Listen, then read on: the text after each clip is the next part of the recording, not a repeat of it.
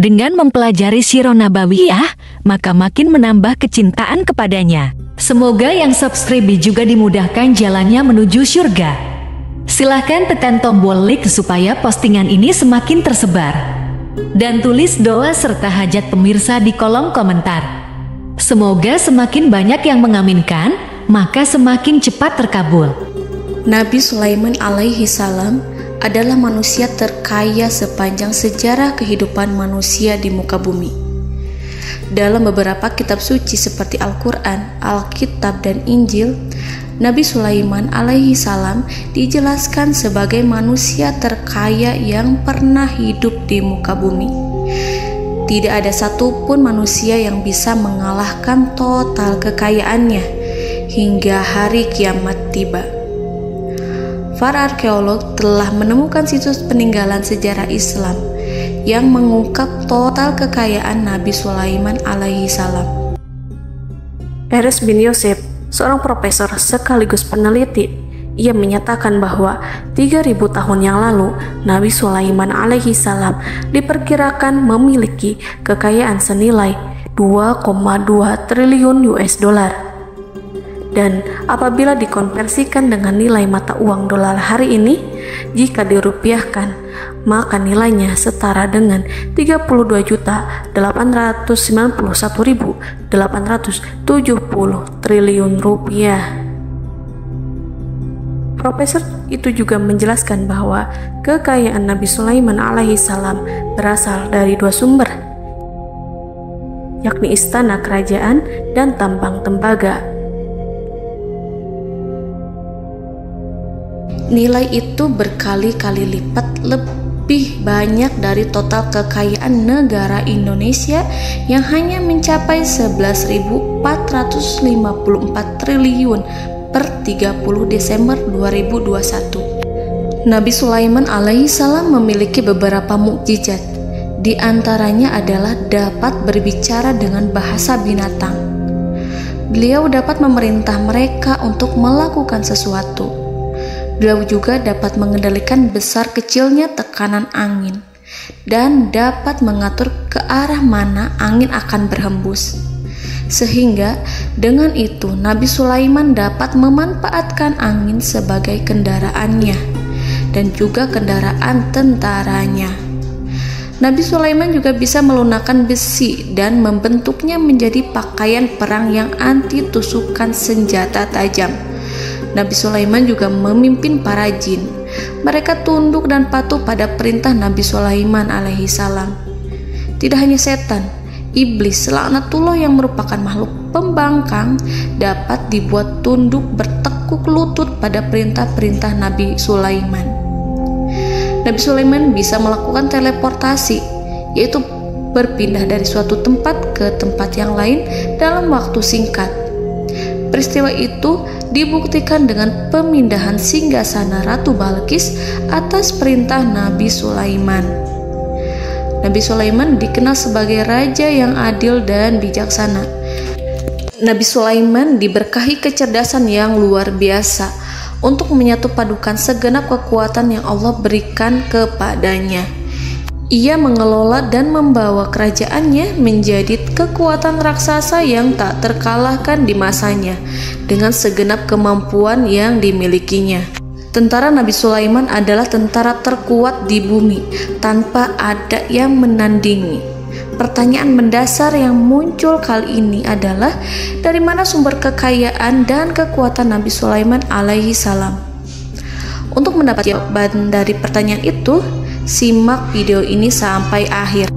Sebelum itu, mari bantu channel ini terus berkembang dengan cara subscribe dan nyalakan tanda loncengnya. Berikan komentar yang positif dan berikan like serta share video ini. Bismillahirrahmanirrahim. Sungguh kami benar-benar telah menganugerahkan ilmu kepada Daud dan Sulaiman. Keduanya berkata, segala puji bagi Allah yang melebihkan kami dari kebanyakan hamba-hambanya yang mukmin.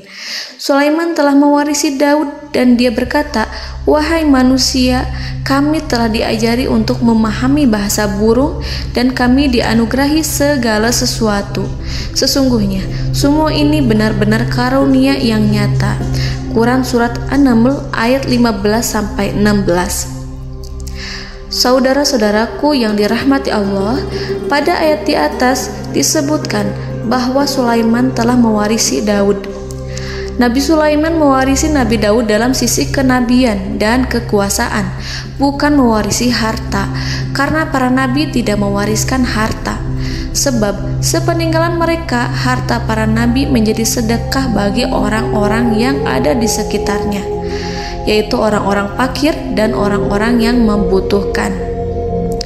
Dan harta para nabi tidak dikhususkan bagi kalangan keluarganya. Rasulullah Shallallahu Alaihi Wasallam bersabda, "Kami para nabi tidak mewariskan." Nabi Sulaiman mewarisi kenabian dari Nabi Daud. Ini adalah hal yang jelas. Allah telah memilihnya sebagai nabi dari Bani Israel. Begitu juga Allah telah memberinya kekuasaan kerajaan sehingga ia menjadi pemimpin Bani Israel. Barangkali sesuatu yang paling penting yang diwarisi oleh Nabi Sulaiman dari Nabi Daud adalah tradisi militer. Kemajuan militer yang dahsyat telah berpindah kepada Nabi Sulaiman. Nabi Daud sebenarnya adalah seorang pengembala kambing yang sangat miskin, tetapi seiring dengan perjalanan waktu, ia menjadi komandan pasukan tiada tanding. Nabi Daud alaihi salam mengetahui bahwa kekuatan hakiki yang mengatur alam semesta adalah kekuatan Allah.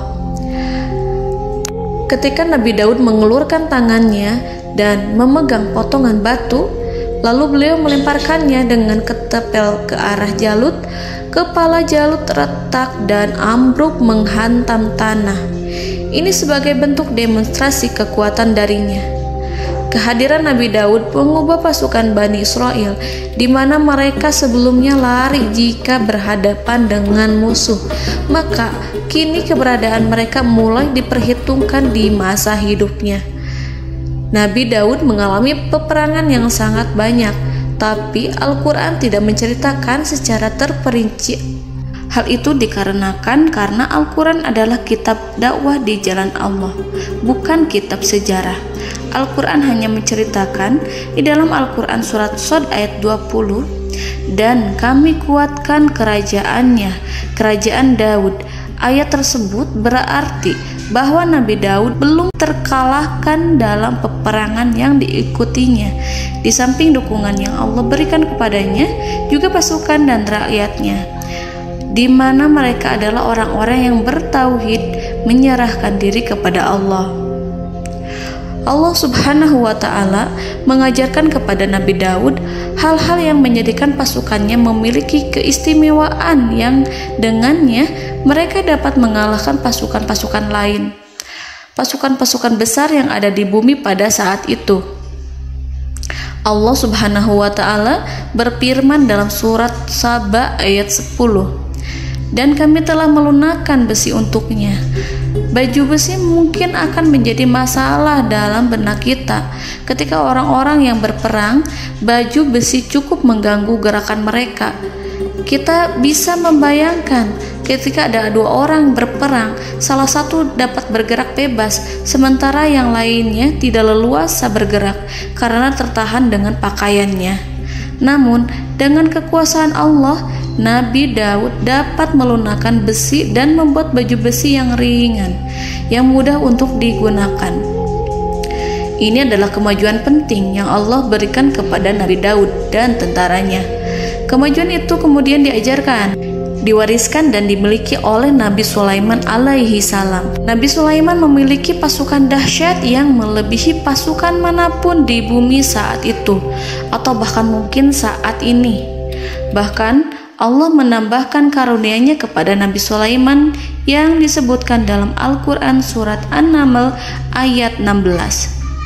Dan Sulaiman telah mewarisi Daud, dan dia berkata, "Wahai manusia, kami telah diberi pengertian tentang suara burung, dan kami diberi segala sesuatu. Sesungguhnya ini benar-benar suatu karunia yang nyata." Saudara-saudaraku yang dirahmati Allah, pada suatu hari Nabi Sulaiman alaihi salam menengadahkan tangannya dan berdoa kepada Allah Subhanahu wa ta'ala. Antara hati Nabi dan Allah tidak ada penghalang, tidak ada jarak, tidak ada sekatan waktu, tidak ada satupun dari para nabi yang berdoa kepada Allah kecuali doanya pasti dikabulkan. Doa Nabi Sulaiman alaihi salam direkam dalam Al-Quran surat Shad ayat 35. Nabi Sulaiman berkata, "Ya Tuhanku, ampunilah aku, anugerahkanlah kepadaku kerajaan yang tidak dimiliki oleh seorang pun sesudahku." Nabi Sulaiman menginginkan dari Allah sesuatu kerajaan yang belum pernah diperoleh oleh siapapun setelahnya. Allah Subhanahu wa ta'ala mengabulkan doa Nabi Sulaiman dan memberinya kerajaan tersebut. Nabi Sulaiman mewarisi kekuasaan, kenabian, hikmah ilmu dari Nabi Daud alaihi salam. Orang-orang menyebut Nabi Sulaiman Al-Hakim, Sulaiman yang bijaksana. Kebijaksanaan Nabi Sulaiman tidak terbatas pada keadilannya di tengah-tengah manusia dan juga kasih sayangnya kepada mereka. Namun, kebijaksanaan Nabi Sulaiman juga berlaku di kalangan burung dan binatang lainnya. Nabi Daud juga mengenal bahasa burung, tetapi Nabi Sulaiman dapat berbicara dengan bahasa burung. Bahkan, ia dapat menggantikannya sebagai pembantunya. Ketika Nabi Daud bertasbih di gunung, burung-burung serta binatang buas ikut bertasbih bersamanya. Bahkan angin pun berhenti untuk mendengarkan tasbih itu. Sedangkan Nabi Sulaiman alaihi salam, Allah Subhanahu wa ta'ala memberinya karunia lebih dari itu, di mana binatang-binatang buas tunduk padanya, begitu juga angin dan burung. Saudara-saudaraku yang dirahmati Allah, Nabi Sulaiman alaihi salam mampu mendengarkan bisikan semut yang berbicara kepada sesama mereka. Bahkan ia mampu memerintahkan semut tersebut sehingga semut itu menjadi taat pada perintahnya. Pasukan Nabi Sulaiman memiliki kekuatan yang sangat dahsyat. Belum pernah ada di dunia ini satu pasukan pun yang memiliki kekuatan seperti itu. Kekuatan Nabi Sulaiman berasal dari beberapa kombinasi yang sangat mengagumkan, sehingga karenanya ia tidak dapat tertandingi. Kekuatan itu terdiri dari manusia, binatang-binatang, jin, dan lain sebagainya. Kita mengetahui bahwa jin adalah makhluk Allah dan manusia tidak mampu melihatnya atau menghadirkannya atau meminta pertolongan kepadanya. Sedangkan Nabi Sulaiman telah diberi Allah suatu kemampuan untuk menundukkan jin, memperkerjakan mereka sebagai tentara di tengah-tengah peperangan. Bahkan ia mampu menjadikan mereka sebagai pekerja-pekerja kasar di kerajaannya saat tidak ada peperangan. Oleh sebab itu, ketika ada pasukan lain yang mencoba melawan pasukan Nabi Sulaiman, mustahil mereka akan mendapatkan kemenangan. Bahkan pasukan Nabi Sulaiman diperkuat oleh pasukan burung. Burung di pasukan Nabi Sulaiman memerankan tugas penting, yaitu menjadi agen intelijen. Kita mengetahui bahwa peranan informasi saat peperangan adalah hal yang penting. Dari informasi tersebut, pasukan dapat mengetahui keadaan lawannya. Demikianlah peranan burung pada pasukan Sulaiman. Ia terbang di tengah-tengah musuh. Kemudian, ia kembali kepada Nabi Sulaiman untuk menyampaikan berita tentang keadaan lawannya. Di samping jin dan burung, Allah juga menundukkan angin untuk Nabi Sulaiman. Nabi Sulaiman dapat memerintahkan angin dan ia mampu untuk menaiki angin tersebut. Dalam Al-Quran surat Shad ayat 36-40, Allah Subhanahu wa ta'ala berfirman, "Kami tundukkan kepada angin yang berhembus dengan baik menurut kemana saja yang dikehendaki Sulaiman. Dan kami tundukkan pula kepadanya setan-setan, semuanya ahli bangunan dan penyelam, dan setan yang lain yang terikat dalam belenggu. Inilah anugerah kami, maka berikanlah kepada orang lain atau tahanlah untuk dirimu tanpa perhitungan, dan sesungguhnya dia mempunyai kedudukan yang dekat pada sisi kami dan tempat kembali yang baik." Saudara-saudaraku yang dirahmati Allah, Allah Subhanahu wa Ta'ala juga memberikan kemampuan yang tak seorang pun dari para nabi mendapatkannya, yaitu kemampuan untuk memerintah setan. Setan adalah salah satu bagian dari jin. Ia adalah kelompok yang celaka dari bangsa jin. Kelompok ini sebenarnya tidak mampu dikuasai oleh manusia. Bahkan jin yang soleh tidak dapat mengatur setan. Adapun Nabi Sulaiman, Allah telah memberinya kekuasaan untuk menundukkan setan dan mempekerjakannya, bahkan mengikatnya dengan rantai serta menghukumnya jika ia menentang pada perintahnya. Setan membangun untuk Sulaiman istana-istana, patung-patung dan alat-alat perang. Bahkan setan-setan itu menyelam ke dasar lautan untuk mengeluarkan permata dan yakut untuk Sulaiman. Jika di antara setan yang menentang perintahnya, maka Nabi Sulaiman alaihi salam mengikatnya dengan rantai. Ini semua menunjukkan kekayaan Nabi Sulaiman dan kekuasaannya, di mana ia mampu mengatur banyak makhluk di bumi ini.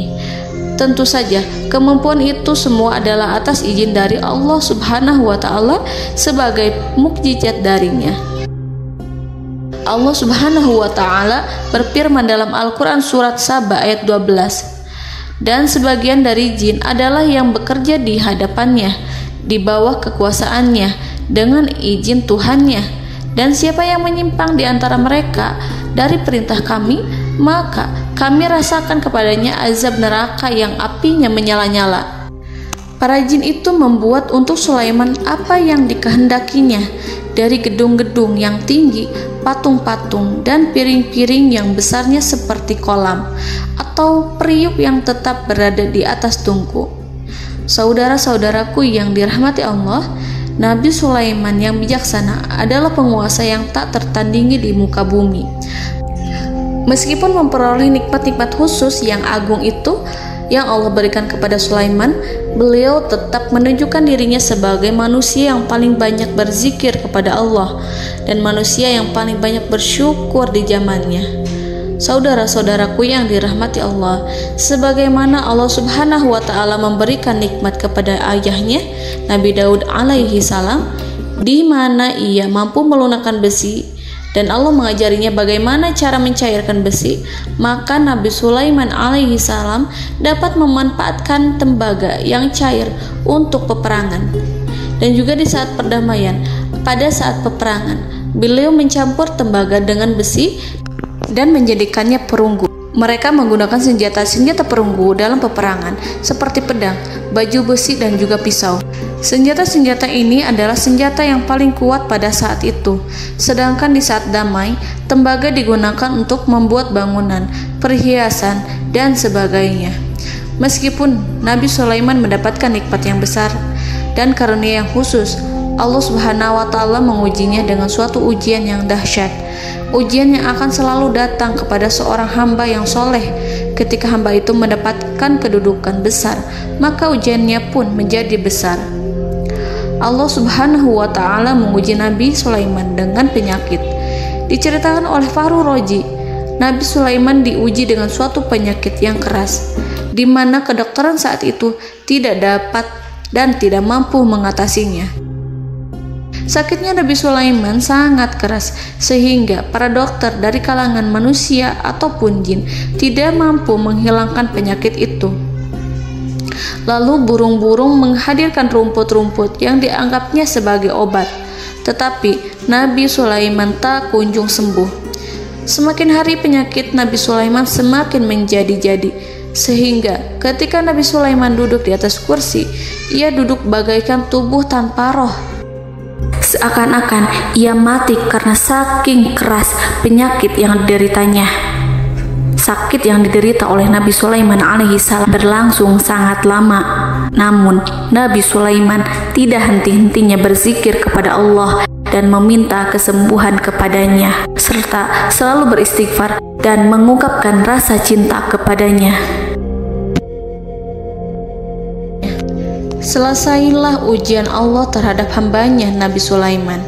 Beliau pun sembuh Nabi Sulaiman merasakan kembali kesehatannya setelah ia mengetahui segala kejayaan dan segala kekuasaan serta segala kebesarannya tidak lagi mampu menghilangkan penyakit yang dideritanya kecuali jika Allah menghendaki. Saudara-saudaraku yang dirahmati Allah, Nabi Sulaiman telah membangun tempat ibadah, tempat sujud, sehingga manusia menyembah Allah di dalamnya.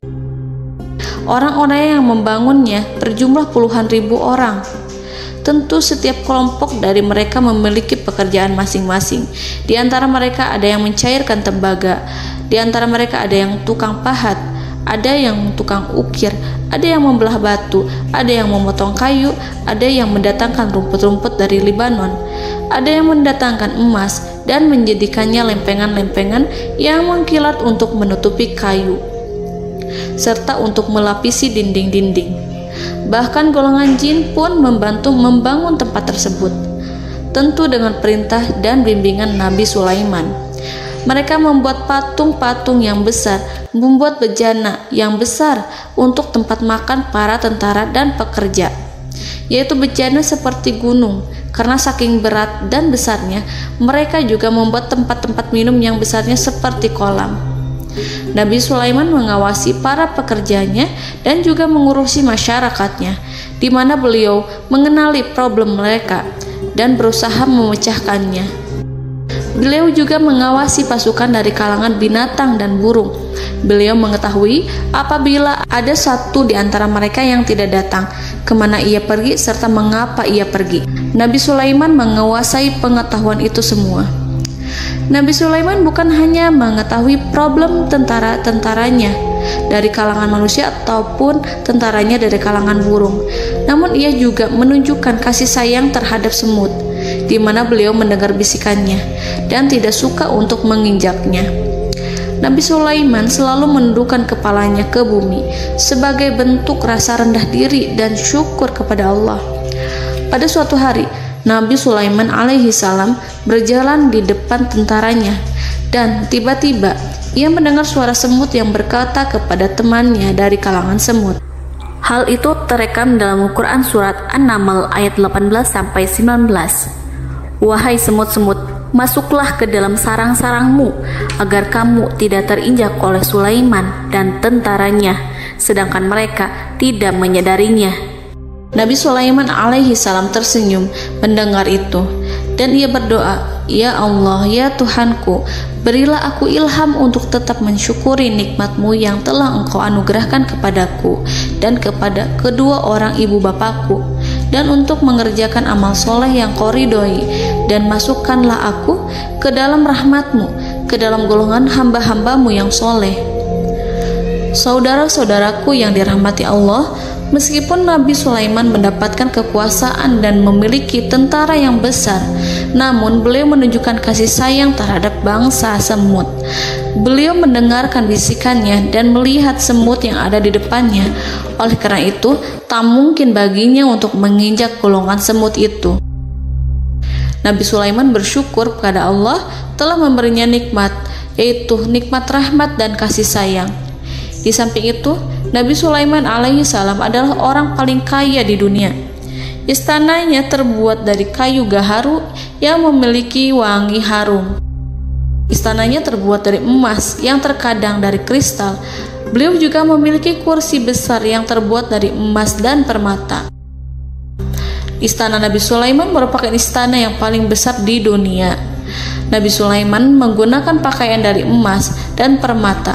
Meskipun demikian, Nabi Sulaiman tetap menunjukkan sebagai hamba yang berserah diri dan rendah diri di hadapan Allah Subhanahu wa Ta'ala.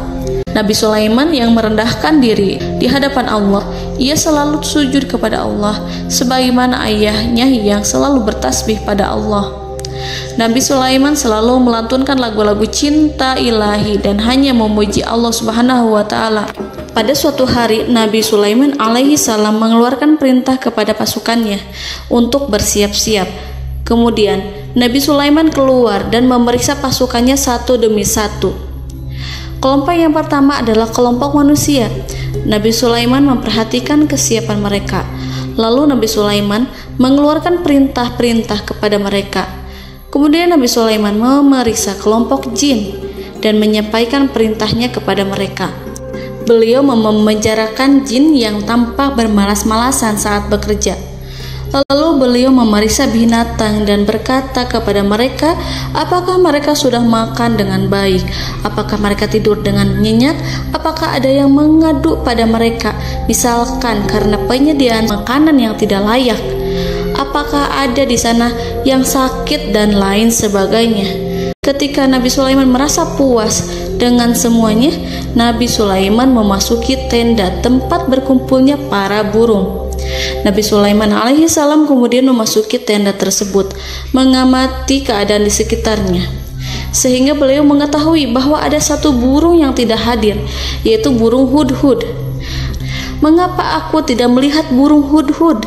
Burung-burung yang lain tampak terdiam sebagai penghormatan, dan mereka mendengarkan apa yang akan dikatakan pemimpin mereka. Nabi Sulaiman mengarahkan pandangannya pada semua burung dan tidak menemukan burung hudhud di antara mereka. Tak seekor burung pun yang mengetahui keberadaannya. Burung hudhud absen pada apel wajib kali ini. Nabi Sulaiman mulai menampakkan kemarahannya. Tiba-tiba, seekor burung kecil memberanikan diri untuk berkata kepada Nabi Sulaiman, "Wahai Nabi yang mulia, seharusnya hudhud ada bersamaku kemarin untuk melaksanakan tugas penyelidikan. Ia adalah pemimpin misi itu. Namun, burung hudhud belum datang. Oleh karena itu, aku tidak pergi bersamanya." Burung itu tampak gemetar. Nabi Sulaiman mengetahui bahwa hudhud tidak hadir dan tak seorang pun mengetahui kemana ia pergi. Burung hudhud pergi tanpa izin terlebih dahulu. Dalam keadaan marah, Nabi Sulaiman berkata, "Sungguh aku benar-benar akan mengazabnya dengan azab yang sangat keras atau benar-benar menyembelihnya, kecuali jika ia benar-benar datang kepadaku dengan alasan yang jelas." Kawanan burung-burung mengetahui bahwa Nabi Sulaiman sedang marah dan telah menetapkan untuk menyiksa burung hudhud atau menyembelihnya atau justru memaafkannya dengan syarat ia datang dengan membawa alasan yang dapat menyelamatkannya, atau dengan kata lain, burung hudhud dapat memastikan bahwa ia melaksanakan tugas yang penting. Nabi Sulaiman menunjukkan kemarahan yang besar sehingga siapapun akan merasa takut kepada Nabi Sulaiman yang marah. Nabi Sulaiman kemudian pergi dari tempat burung tersebut. Nabi Sulaiman masih memikirkan keadaan burung hudhud. Seharusnya burung hudhud menjadi bagian penting dari badan intelijen. Apakah ia pergi untuk menyingkap suatu, atau apakah ia pergi hanya untuk bermain-main? Nabi Sulaiman telah memperhatikan dan mengetahui bahwa burung hudhud adalah seekor burung yang cerdik dan juga fasih berbicara. Terkadang Nabi Sulaiman mendapati burung hudhud sedang bermain-main dan menunda-nunda pekerjaannya. Namun ketika Nabi Sulaiman melihatnya, burung hudhud memahami bahwa perbuatannya tidak benar. Oleh karena itu, ia tidak boleh menyampur adukan antara waktu serius dan waktu bermain. Tidak lama setelah itu, burung hudhud tiba di tempat para burung. Burung-burung yang lain berkata kepadanya, "Wahai hudhud, pergilah engkau ke tempat Nabi Sulaiman. Jika ia mengetahui bahwa engkau telah sampai, jiwamu benar-benar terancam." Mendengar itu, burung hudhud segera beranjak. Ia terbang menemui Nabi Sulaiman. Pada waktu itu, Nabi Sulaiman sedang duduk bersama tentaranya yang lain. Burung hudhud berdiri. Ia telah merencanakan untuk memulai pembicaraan dengan Nabi Sulaiman sebelum Nabi Sulaiman bertanya kepadanya kemana dia pergi. Ini sebagai bukti bahwa hudhud telah melaksanakan suatu tugas yang penting. Dalam Al-Quran Surat An-Naml ayat 22, burung hudhud berbicara, "Aku telah mengetahui sesuatu yang kamu belum mengetahuinya, dan kubawa kepadamu dari negeri Saba suatu berita penting yang diyakini seakan-akan burung hudhud hendak berkata, 'Aku adalah hudhud yang miskin, tapi aku mengetahui apa yang tidak engkau ketahui, dan aku telah datang kepadamu dari kerajaan Saba dengan membawa berita yang sangat penting.'" Nabi Sulaiman tampak terdiam menunggu hudhud menyelesaikan kisahnya. Dalam surat An-Naml ayat 23-24, burung hudhud berkata, Sesungguhnya aku menjumpai seorang wanita yang memerintah mereka. Dia dianugerahi segala sesuatu serta mempunyai singgasana yang besar. Aku mendapati dia dan kaumnya menyembah matahari selain Allah. Dan setan-setan telah menjadikan mereka memandang indah perbuatan-perbuatan mereka, lalu menghalangi mereka dari jalan Allah, sehingga mereka tidak mendapat petunjuk. Burung hudhud diam. Nabi Sulaiman merasa bahwa hudhud menunjukkan kepasihan lisannya. Nabi Sulaiman berkata dalam Quran surat An-Naml ayat 27 sambil menunjukkan senyum manisnya. Nabi Sulaiman berkata, "Akan kami lihat apakah kamu benar wahai hudhud, ataukah kamu termasuk orang-orang yang berdusta." Seakan-akan burung hudhud ingin mengatakan, "Aku tidak berbohong, wahai Nabi yang mulia." Namun diamnya Sulaiman membuat takut sehingga burung hudhud terdiam. Nabi Sulaiman terdiam karena berpikir, lalu ia memutuskan sesuatu setelah itu. Beliau melihat kepada lainnya dan meminta secari kertas. Nabi Sulaiman menulis surat singkat dan menyerahkannya kepada hudhud serta memerintahkan kepadanya seperti yang dikatakan dalam Quran surat An-Naml ayat 28. "Pergilah dengan membawa suratku ini, lalu jatuhkanlah kepada mereka, kemudian berpalinglah dari mereka, lalu perhatikanlah apa yang mereka bicarakan." Al-Quranul Karim hanya menceritakan dalam Quran surat An-Naml bagaimana perginya hudhud dan bagaimana ia menyerahkan surat itu. Lalu Al-Quran langsung menyebut keadaan kerajaan Balqis yang saat itu sedang membaca surat di depan para pembesar kerajaan dan para menterinya. Dalam Al-Quran surat An-Naml ayat 29-31 berkatalah Balqis, "Wahai pembesar-pembesar, sesungguhnya telah dijatuhkan kepadaku sebuah surat yang mulia.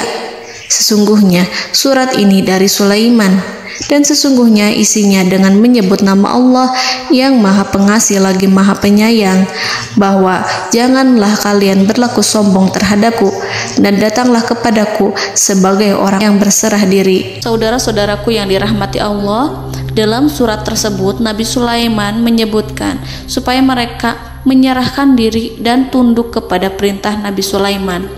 Nabi Sulaiman memerintahkan agar mereka meninggalkan penyembahan terhadap matahari. Nabi Sulaiman tidak mempersoalkan akidah mereka dan tidak memuaskan mereka dengan apapun. Nabi Sulaiman hanya memerintahkan bahwa ia berada di atas kebenaran. Bukankah ia didukung kekuatan yang berlandaskan keyakinan yang dimilikinya? Nabi Sulaiman hanya memerintahkan mereka agar tunduk dan patuh kepadanya. Ratu Sabak menyampaikan surat tersebut di tengah-tengah kaumnya. Dalam Quran surat An-Naml ayat 32 dijelaskan, "Dan berkatalah Balqis, wahai para pembesar, berilah aku pertimbangan dalam urusanku ini. Aku tidak pernah memutuskan sesuatu persoalan sebelum kamu berada dalam majelisku." Saudara-saudaraku yang dirahmati Allah, para pembesar istana Balqis menentang surat tersebut. Isi surat itu membangkitkan kesombongan kaum Sabak, di mana mereka merasa lebih kuat. Mereka mengetahui bahwa di sana ada seorang yang mencoba menentang mereka dan mengisyaratkan peperangan kepada mereka. Lalu ia meminta kepada mereka untuk memenuhi syarat-syaratnya sebelum terjadinya peperangan dan kekalahan. Dalam surat An-Naml ayat 33, mereka menjawab, "Kita adalah orang-orang yang memiliki kekuatan dan juga memiliki keberanian yang sangat besar dalam peperangan. Dan keputusan berada di tanganmu, wahai rajaku. Maka pertimbangkanlah apa yang akan kamu perintahkan." Saudara-saudaraku yang dirahmati Allah, para pembesar kaum Sabak seakan ingin berkata, "Kita siap untuk melaksanakan perang." Tampaknya ratu itu memiliki kebijakan yang lebih baik dari pembesar kaumnya. Surat Sulaiman itu membuatnya berpikir lebih jernih dan lebih berhati-hati. Ia berusaha sebisa mungkin menghindari peperangan. Ratu itu berpikir dalam tempo yang lama. Nama Sulaiman tidak diketahuinya dan ia pun belum pernah mendengarnya. Oleh karena itu, Ratu kaum Sabak tidak mampu mengetahui dan mendeteksi seberapa besar kekuatan Nabi Sulaiman. boleh jadi Nabi Sulaiman memiliki kekuatan yang dahsyat sehingga ia mampu memerangi kekuasaannya dan mengalahkannya. Kemudian ratu memperhatikan apa yang ada di sekelilingnya. Ia melihat kemajuan masyarakatnya dan juga kekayaannya. Barangkali ia mengira bahwa Nabi Sulaiman iri terhadap kemajuan dan kekayaannya itu, sehingga Nabi Sulaiman ingin menyerangnya. Setelah mempertimbangkan isi surat Nabi Sulaiman dengan cermat, Ratu Saba memilih untuk tidak bersikap ceroboh dan bodoh. Ratu lebih suka untuk menggunakan bahasa kelembutan. Ia mengirim kepada Nabi Sulaiman suatu hadiah yang besar. Ratu mengira bahwa Nabi Sulaiman seorang yang ambisius, yang boleh jadi ia telah mendengar tentang kekayaan kerajaan Saba. Para utusan pergi dengan membawa hadiah dari Ratu Saba. Ratu berharap agar mereka dapat memasuki kerajaan Nabi Sulaiman dan akan mengetahui kondisi kerajaannya. Saat mereka pulang, Ratu ingin mendengar secara langsung dari mereka tentang bagaimana keadaan kaum Nabi Sulaiman dan pasukannya. Setelah mendapatkan informasi yang cukup, maka Ratu Balqis dapat membuat sesuatu keputusan yang tepat. Ratu menyembunyikan apa yang terlintas dalam pikirannya, lalu ia berbicara kepada pembesar istananya bahwa ia dapat menyingkap niat jahat Raja Sulaiman melalui cara mengirimkan hadiah kepadanya. Ratu lebih memilih cara tersebut dan menunggu reaksi dari Nabi Sulaiman. Ratu berhasil memuaskan para pembesar istana, dan untuk sementara ia menghilangkan ide untuk berperang. Karena para raja jika menyerang suatu desa, maka pemimpin desa tersebut adalah orang yang paling banyak mendapatkan kehinaan. Akhirnya, para pembesar kaumnya merasa puas dengan pikiran Ratu Balqis. Saudara-saudaraku yang dirahmati Allah, dalam surat An-Naml ayat 34-35 dijelaskan, Ratu Balqis berkata, "Sesungguhnya raja-raja apabila memasuki suatu negeri, niscaya mereka akan membinasakannya dan menjadikan penduduknya yang mulia menjadi hina. Dan demikian pula lah yang akan mereka perbuat. Dan sesungguhnya aku akan mengirim utusan kepada mereka dengan membawa hadiah, dan aku akan menunggu apa yang akan dibawa kembali oleh utusan itu." Kemudian sampailah hadiah dari Ratu Balqis kepada Nabi Sulaiman. Para intelijen Nabi Sulaiman memberitahunya bahwa utusan Balqis datang dengan membawa hadiah. Nabi Sulaiman langsung mengetahui bahwa Ratu Balqis itu sengaja mengirim orang-orangnya untuk mengetahui atau untuk mendapatkan informasi tentang kekuatannya. Lalu setelah itu ia akan mengambil keputusan atau mengambil sikap kepada kerajaan Sulaiman. Nabi Sulaiman segera memanggil semua pasukannya untuk berkumpul. Utusan Balqis segera memasuki istana Nabi yang dipenuhi dengan pasukan yang besar bersenjata.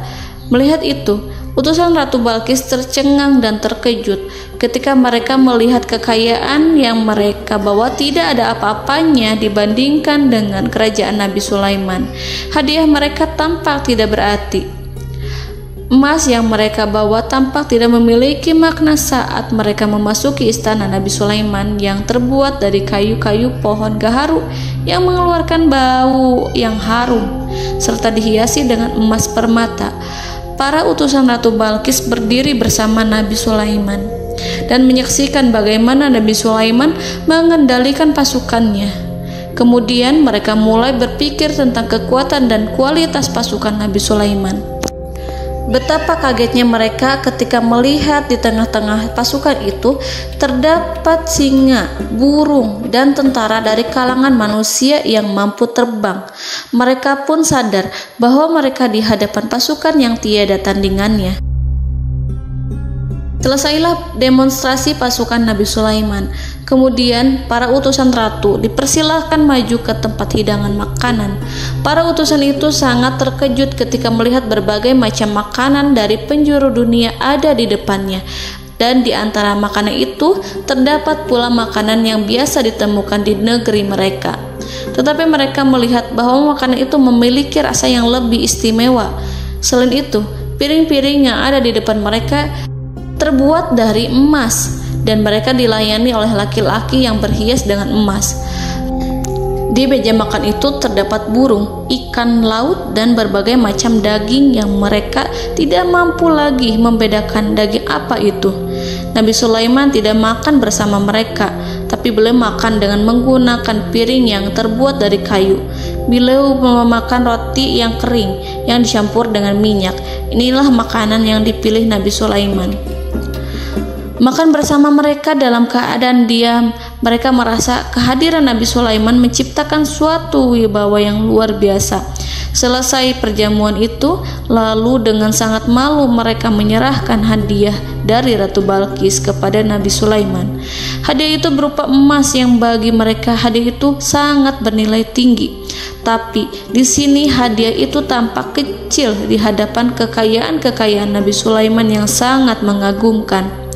Nabi Sulaiman memperhatikan hadiah dari Ratu Balqis itu dan berkata dalam Quran surat An-Naml ayat 36, "Maka apa yang diberikan Allah kepadaku lebih baik daripada apa yang diberikannya kepadamu, tetapi kamu merasa bangga dengan hadiahmu." Saudara-saudaraku, Raja Sulaiman menyingkap dengan kata-katanya yang singkat itu penolakannya terhadap hadiah mereka. Ia memberitahu utusan itu bahwa ia tidak menerima hadiah tersebut. Ia tidak merasa puas dengan hadiah itu. Yang membuatnya puas hanyalah, janganlah kalian berlaku sombong terhadapku dan datanglah kepadaku sebagai orang-orang yang berserah diri. Lalu Nabi Sulaiman berkata kepada mereka dengan pelan. Hal itu diabadikan dalam Al-Quran surat An-Naml ayat 37. "Kembalilah kepada mereka, sungguh kami akan mendatangi mereka dengan bala tentara yang mereka tidak kuasa melawannya. Dan pasti kami akan mengusir mereka dari negara itu, yaitu negeri Saba, dengan terhina. Dan mereka akan menjadi tawanan-tawanan yang hina." Saudara-saudaraku yang dirahmati Allah, Nabi Sulaiman kemudian meninggalkan para utusan ratu setelah terlebih dahulu mengancam mereka. Para utusan itu berharap agar Nabi Sulaiman mau menunggu kunjungan Ratu Balqis yang akan membawa misi perdamaian. Akhirnya, sampailah para utusan Ratu Balqis ke negeri Saba. Mereka segera menuju istana sang ratu. Mereka memberitahu bahwa negeri mereka ada di ujung tanduk. Mereka menceritakan kepada ratu tentang kekuatan Nabi Sulaiman dan tidak mungkin bagi mereka mampu melawannya. Mereka meyakinkan Ratu Balqis bahwa ia harus mengunjunginya dan melihat sendiri bagaimana kebesaran kerajaan Nabi Sulaiman. Kemudian Ratu Balqis menyiapkan dirinya untuk pergi menuju kerajaan Nabi Sulaiman. Nabi Sulaiman duduk di kursi kerajaan di tengah-tengah para pembesarnya dan para menterinya, serta para komandan pasukannya. Beliau berpikir tentang sosok Balqis. Nabi Sulaiman mengetahui bahwa Balqis menuju tempatnya. Balqis dikelilingi rasa takut. Nabi Sulaiman berpikir sejenak tentang bagaimana matahari disembah. Ia memikirkan bagaimana informasi yang diterima oleh intelijennya tentang kemajuan kerajaan Balqis dalam bidang kesenian dan ilmu pengetahuan. Nabi Sulaiman bertanya kepada dirinya sendiri, apakah kemajuan menjadi penghalang untuk mengetahui kebenaran? Apakah ratu itu senang dengan kekuatan yang dicapainya? Dan ia membayangkan bahwa kekuatannya adalah segalanya. Dengan kemajuan yang dimilikinya, Nabi Sulaiman ingin membuat kejutan agar ratu mengetahui bahwa Islam yang diyakini oleh Nabi Sulaiman adalah satu-satunya yang mampu mendatangkan kemajuan dan kekuatan yang hakiki, sehingga ia dapat membandingkan antara keyakinannya dalam menyembah matahari beserta kemajuan yang dicapainya dengan keyakinan Nabi Sulaiman beserta kemajuan yang diraihnya. Saudara-saudaraku yang dirahmati Allah, para mata-mata Nabi Sulaiman telah memberitahunya bahwa hal yang sangat disegani dan dikagumi oleh kaum Balqis adalah kerajaan Saba, yaitu singgasana Ratu Balqis. Singgasana itu terbuat dari emas dan batu delima. Singgasana tersebut dijaga oleh penjaga yang sangat disiplin, di mana mereka tidak pernah lalai sedikit pun. Oleh karena itu, sangat tepat apabila Nabi Sulaiman menghadirkan singgasananya di sini, di kerajaannya. sehingga ketika ratu tiba, maka ia dapat duduk di atasnya. Nabi Sulaiman ingin membuat kejutan kepadanya dan menunjukkan bahwa kemampuannya tersebut yang berlandaskan pada keislaman. Nabi Sulaiman melakukan yang demikian itu dengan harapan agar si ratu tunduk kepadanya. Ide itu terlintas dalam diri Nabi Sulaiman. Lalu ia mengangkat kepalanya dan menoleh kepada anak buahnya. Hal itu diabadikan dalam Quran Surat An-Naml ayat 38. Wahai para pembesar, siapakah di antara kamu sekalian yang sanggup membawa singgasananya kepadaku sebelum mereka datang kepadaku sebagai orang-orang yang berserah diri? Saudara-saudaraku, perhatikanlah ungkapan pikiran Nabi Sulaiman tersebut. Semua pemikirannya berkisar tentang keislaman para penyembah matahari, tentang bagaimana beliau dapat memberikan petunjuk kepada mereka di jalan Allah. Yang pertama menjawab pertanyaan Nabi Sulaiman adalah jin Ifrit. Dalam Quran Surat An-Naml ayat 39, berkatalah Ifrit yang cerdik dari golongan jin, "Aku akan datang kepadamu dengan membawa singgasana itu sebelum kamu berdiri dari tempat dudukmu. Sesungguhnya aku benar-benar kuat untuk membawanya, lagi dapat dipercaya." Nabi Sulaiman berdiri dari tempat duduknya. Setelah 1 jam atau 2 jam, jin itu berjanji kepadanya untuk menghadirkan singgasana Balkis. Sebelum itu, istana Nabi Sulaiman di Palestina, sedangkan istana Balkis terletak di Yaman. Antara singgasana tersebut dengan singgasana Nabi Sulaiman berjarak lebih dari ribuan mil. Barangkali pesawat yang cepat sekalipun yang kita kenal hari ini tidak akan mampu membawa dan mendatangkan istana itu dalam waktu 1 jam. Tetapi masalahnya di sini, berhubung dengan kekuatan jin yang serba misterius, Nabi Sulaiman tidak mengomentari sedikit pun terhadap apa yang dikatakan oleh Ifrit. Nabi Sulaiman tampak menunggu tanggapan lain yang mampu menghadirkan singgasana Balkis yang lebih cepat dari jin Ifrit. Nabi Sulaiman menoleh kepada seorang yang di sana, yang duduk di atas naungan. Hal itu diceritakan dalam Al-Quran Surat An-Naml ayat 40. Berkatalah seseorang yang mempunyai ilmu dari Alkitab, "Aku akan membawa singgasana itu kepadamu sebelum matamu berkedip." Maka tatkala Sulaiman melihat singgasana itu terletak di hadapannya, ia pun berkata, "Ini termasuk karunia Tuhanku untuk menguji aku. Apakah aku akan bersyukur atau mengingkari nikmatnya? Dan barang siapa yang bersyukur, maka sesungguhnya dia bersyukur untuk kebaikan dirinya sendiri. Dan barang siapa yang ingkar, maka sesungguhnya Tuhanku maha kaya lagi maha mulia." Saudara-saudaraku, belum lama seseorang yang mempunyai ilmu dari Alkitab menyatakan kalimatnya, sehingga singgasana itu tiba-tiba ada di depan Nabi Sulaiman, yang mampu menghadirkan singgasana itu lebih cepat dari kedipan mata. Al-Quranul Karim tidak menyingkap kepribadian seseorang yang menghadirkan singgasana itu. Al-Quran hanya menggarisi bahwa orang itu mempunyai ilmu dari Alkitab. Al-Quran tidak menjelaskan kepada kita apakah ia seorang malaikat ataukah manusia ataukah jin. Al-Quran sengaja tidak menyingkap hakikat kitab yang dimaksud. Saudara-saudaraku yang dirahmati Allah, setelah melihat singgasana itu, Nabi Sulaiman bersyukur kepada Allah. Ia mulai memperhatikan singgasana sang ratu. Singgasana tersebut merupakan simbol pembangunan dan juga kemajuan, tetapi tampaknya ia hanya sesuatu yang biasa saja jika dibandingkan dengan kekuasaan dan kebesaran ciptaan yang dibuat oleh manusia dan jin di kalangan istana Nabi Sulaiman. Nabi Sulaiman memikirkan dalam tempo yang sangat lama singgasana Ratu Balkis itu. Kemudian beliau memerintahkan agar singgasana itu diperbaiki, sehingga saat Ratu Balkis datang, dia akan mengujinya. Apakah Ratu Balkis dapat mengenali singgasananya ataukah tidak? Dalam Al-Quran Surat An-Naml ayat 41, Nabi Sulaiman berkata, "Ubahlah baginya singgasananya, maka kita akan melihat apakah dia mengenal ataukah dia termasuk orang-orang yang tidak mengenalnya." Saudara-saudaraku yang dirahmati Allah, Nabi Sulaiman memerintahkan agar dibangun istana yang akan digunakan untuk menyambut Ratu Balkis. Nabi Sulaiman memilih tempat di laut, dan ia memerintahkan agar dibangun suatu istana di mana sebagian besarnya terdiri dari air laut. Nabi Sulaiman memerintahkan agar lantainya itu terbuat dari kaca yang tebal dan kuat, sehingga orang-orang yang berjalan di atas istana itu akan dapat melihat di bawahnya ada ikan-ikan berwarna-warni yang berenang-renang. Dan mereka akan melihat rumput-rumput laut yang bergerak-gerak. Akhirnya, selesailah pembangunan istana itu. Saking bersihnya kaca lantainya, sehingga tampak di sana tidak ada kaca. Burung hudhud memberitahu Nabi Sulaiman bahwa Balqis telah sampai dekat kerajaannya. Kemudian Ratu Balqis datang. Al-Quran tidak menyebutkan keadaan Nabi Sulaiman saat menyambut Balqis, namun Al-Quran menunjukkan dua sikap Ratu Balqis.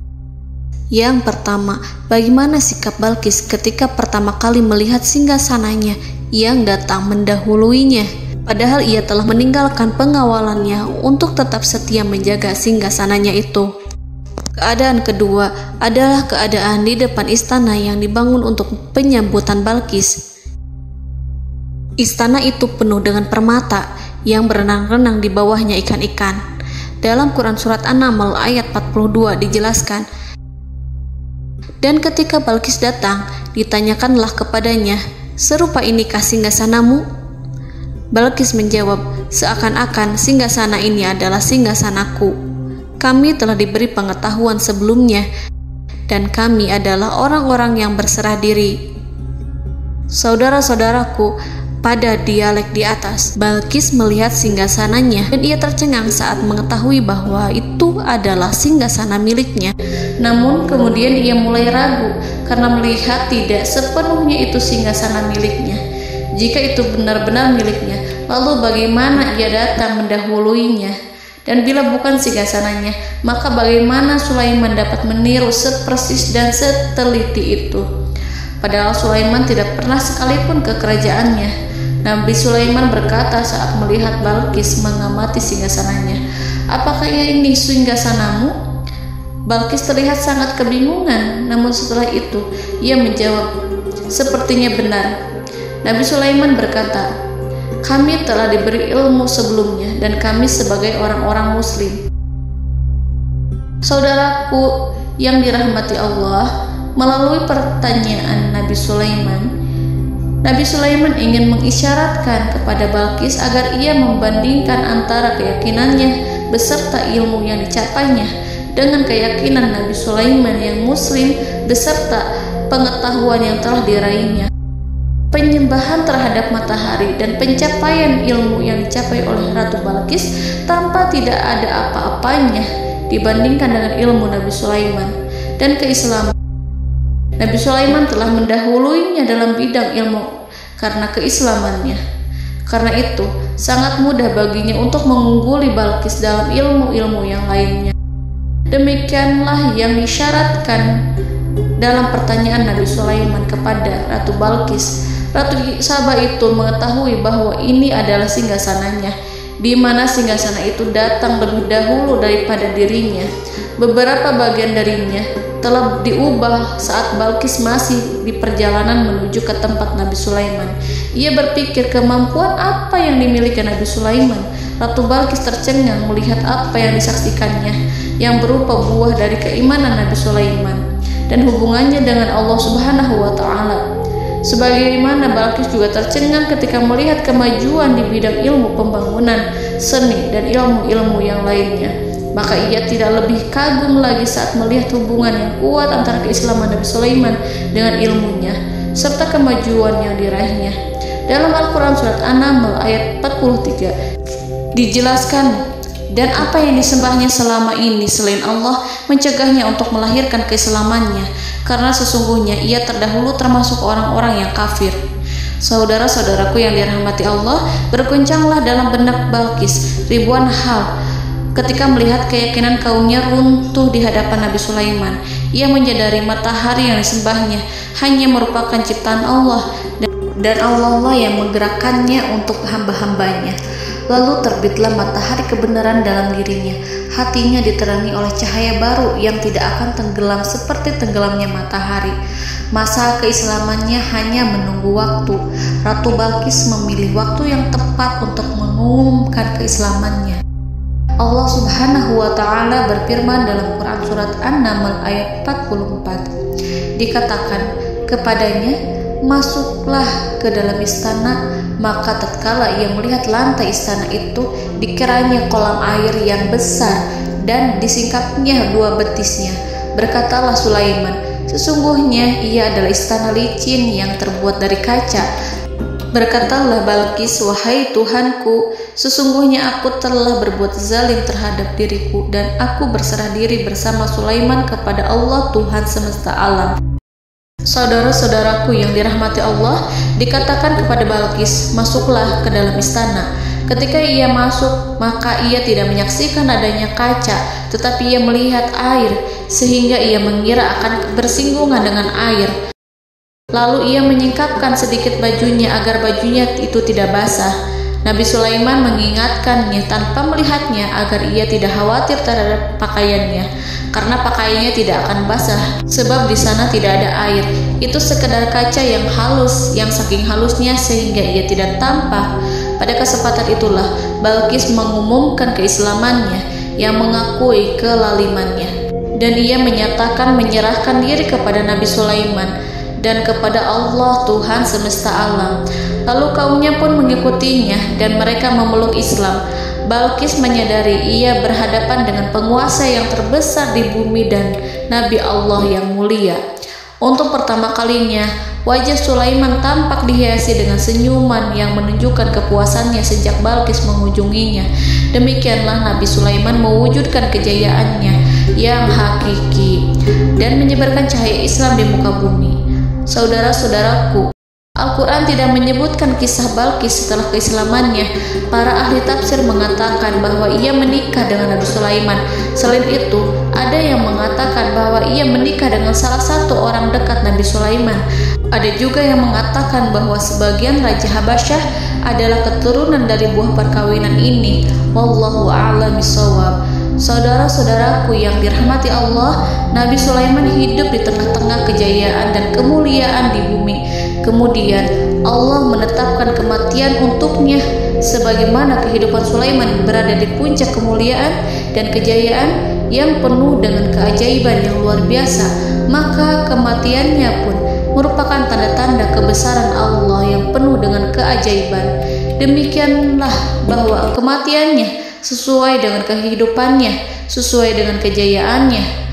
Allah berfirman tentang kematian Sulaiman di dalam Al-Quran Surat Saba ayat 14. Maka tatkala kami telah menetapkan kematian Nabi Sulaiman, tidak ada yang menunjukkan kepada mereka kematiannya itu kecuali rayap yang memakan tongkatnya. Maka tatkala ia telah tersungkur, tahulah jin bahwa kalau sekiranya mereka mengetahui yang gaib, tentulah mereka tidak akan tetap dalam siksa yang menghinakan. Saudara-saudaraku, kemampuan Nabi Sulaiman untuk menundukkan jin dan mempekerjakan mereka serta hubungan mereka dengan semua itu menimbulkan fitnah di tengah-tengah manusia dalam hal tertentu. Kematian Nabi Sulaiman merupakan batasan jawaban terhadap fitnah ini. Kami tidak mengetahui siapa yang mengklaim bahwa jin mengetahui hal yang gaib. Apakah itu setan yang terkutuk, atau jin yang bodoh, atau manusia yang tertipu? Kami tidak mengetahui siapa yang bertanggung jawab terhadap tersebarnya isu yang keliru ini. Yang kita ketahui adalah bahwa hal tersebut adalah mempengaruhi sebagian manusia dan jin. Barangkali manusia berkata kepada diri mereka, selama jin melakukan perbuatan yang luar biasa ini, maka apa gerangan yang menjadikan mereka tidak mengetahui hal yang gaib itu? Manusia itu lupa bahwa kunci kegaiban berada di tangan Allah. Masalah ilmu gaib tidak akan mampu dikuasai oleh jin dan manusia. Hanya Dia yang mengetahuinya, dan manusia diberitahu hanya sedikit sekali. Saudara-saudaraku yang dirahmati Allah, seakan-akan Allah telah merencanakan bahwa kematian Sulaiman bertujuan untuk menghancurkan pemikiran itu, yaitu pemikiran bahwa jin mengetahui hal-hal yang gaib. Jin bekerja untuk Nabi Sulaiman selama beliau hidup, dan tatkala beliau meninggal, maka tugas mereka menjadi bebas. Nabi Sulaiman meninggal tanpa diketahui oleh jin, sehingga mereka tetap bekerja untuk mereka, tetap mengabdi kepada Sulaiman. Seandainya mereka mengetahui hal yang gaib, niscaya mereka tidak akan meneruskan pekerjaan mereka. Saudara-saudaraku, pada suatu hari Nabi Sulaiman memasuki mihrabnya untuk itikaf ibadah dan beribadah kepada Allah. Tak seorang pun yang berani mengganggu khalwatnya. Mihrab Sulaiman terletak di puncak gunung dan dindingnya terbuat dari permata. Pada suatu hari, Nabi Sulaiman duduk bersandar pada tongkatnya dan ia tampak tenggelam dalam tafakur. Beliau berzikir pada Allah hingga rasa kantuk menguasainya. Lalu setelah itu malaikat maut menemuinya. Nabi Sulaiman pun meninggal. Beliau bersandar kepada tongkatnya. Jin melihatnya dan mengira bahwa beliau sedang sholat, sehingga mereka pun terus melanjutkan pekerjaannya. Berlalulah hari demi hari yang panjang. Datanglah rayap, yaitu semut kecil yang memakan kayu. Hewan itu mulai memakan tongkat Nabi Sulaiman. Rayap itu tampak lapar. Sebagian dari tongkat Nabi Sulaiman dimakan beberapa hari oleh rayap itu. Ketika yang dimakannya semakin bertambah, maka tongkat itu pun menjadi rusak dan kemudian jatuh dari tangan Nabi Sulaiman alaihi salam. Tubuh mulia itu kehilangan keseimbangan dan kemudian jatuh terhempas di bumi. Tatkala tubuh suci itu tersungkur, maka manusia segera menuju ke arahnya. Mereka menyadari dan mengetahui bahwa Nabi Sulaiman telah meninggal dalam waktu yang lama. Jin menyadari bahwa mereka tidak mengetahui hal yang gaib, dan manusia pun mengetahui hakikat ini. Seandainya jin mengetahui hal yang gaib, niscaya ia tidak akan meneruskan siksa yang hina. Mereka tidak akan bekerja kepada Sulaiman. Demikianlah Nabi Sulaiman alaihi salam meninggal dalam keadaan duduk dan sholat di mihrabnya. Lalu berita itu tersebar bagaikan api di bumi. Manusia, burung, dan binatang buas mengantarkan jenazah Nabi Sulaiman. Sekawanan burung tampak sedih dan menangis. Semua makhluk bersedih. Akhirnya tak seorang pun mengetahui bahasa burung di bumi. Meninggallah seorang yang memahami pembicaraan burung, binatang-binatang, jin, dan lain sebagainya. Burung-burung itu berkata, betapa beratnya kehidupan di tengah orang-orang yang tidak mengetahui pembicaraan kita. Allahu a'lam.